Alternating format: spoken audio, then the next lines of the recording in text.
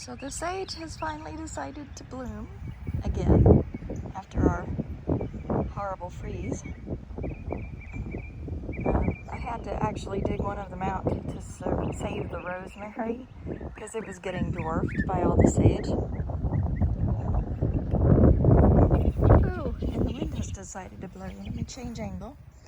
The Prairie Sage, which is this over here, which is actually an Artemisia, looks like it's fixing to send up a bloom spike. The mint is doing all right. And I've just transplanted 1, 2, 3 little borage transplants. I got 1, 2, 3 little basil babies. And I have in here, although you probably can't make them out, some little mugwort transplants, which is also an Artemisia. And the cats decided to investigate. What are you doing? The thyme is blooming. What are you doing, Miss Man?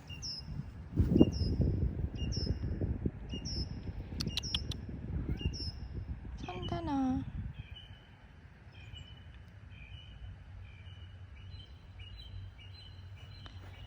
We've been here over a year now.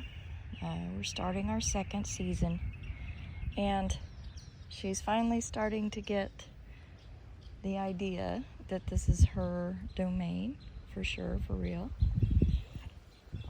She's still a little jumpy. But sometimes she'll zoom from the porch out to the big oak tree there and back again.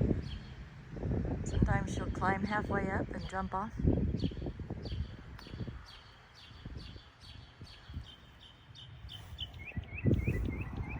We were fortunate this morning to hit a sale at Atwood's, and we were able to find these fabulously enormous muscadine grapevines, and they were on sale for half off. So we got 2 of those. We also lucked into, at the same half off sale, these little brown turkey figs and a couple of crepe myrtles. We're not quite sure where we're gonna put everything yet, but we'll figure that out.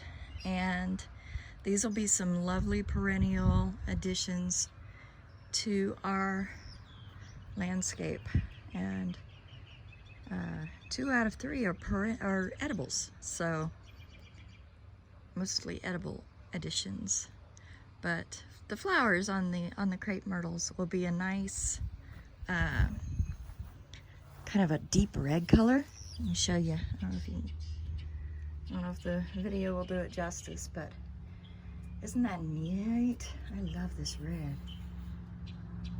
And I'm hoping that we can find some white ones to go like interspersed with them. We don't know exactly where we want everything just yet.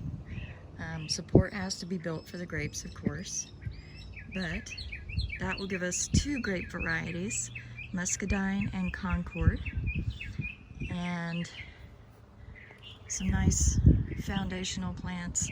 I don't think they're gonna go on the foundation itself. I think they're probably gonna go like out there somewhere, but we'll see. We have the Hummingbird Feeders up. I almost forgot. I saw hummers yesterday for the second time, not the first time. So the plan for this spot is to make it a perennial bed, and eventually I'd like to see this whole area become perennial beds and just be like landscaped in that way. Walkways and perennials and shrubberies and that kind of thing.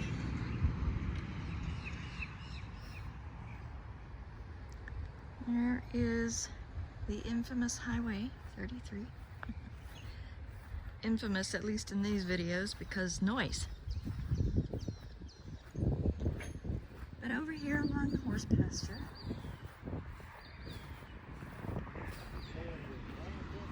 yeah. Over here along the horse pasture, the Jerusalem artichokes are coming up and looking very healthy.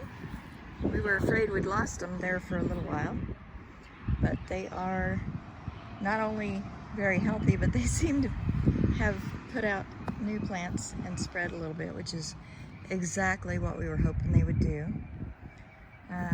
These little mulleins are blooming. They're not like our other ones in the back.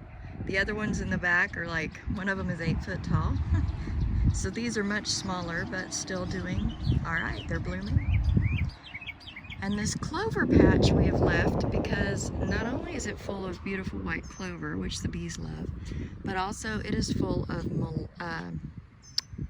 plantain. Lance leaf plantain is just going gangbusters in there. And that is good for salves and things like that for healing the skin. This is the dwarf spruce that we got for Christmas. One of them actually survived and is planted now in the garden. And then these guys, we have a couple of things going on here. This is the oh my gosh, I had it and now I've lost the name of it. Forsythia.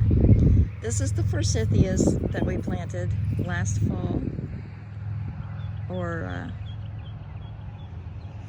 yeah, I think it was in the fall, which was a strange thing to do to us, but we got them planted and they survived the winter and they're growing abundantly. And then this is yarrow. And yarrow is another good healing herb. And this is known for staunching wounds that are bleeding. It also makes a very beautiful kind of dried flower. The petals do wither, but these little white heads make kind of a lacy flower, even dried. In amongst all this is some sorrel that's growing, wild sorrel, which is also an edible. We are just really, really lucky to be surrounded by all this bounty, and we hope to make the most of it. Well guys, until next time, don't forget to subscribe if you want to see more of what we're doing here. You know, creativity comes in many forms, and gardening is no less creative than jewelry design or painting or anything else. So we'll hope to see you next time. Y'all be safe, be well, and we'll see you.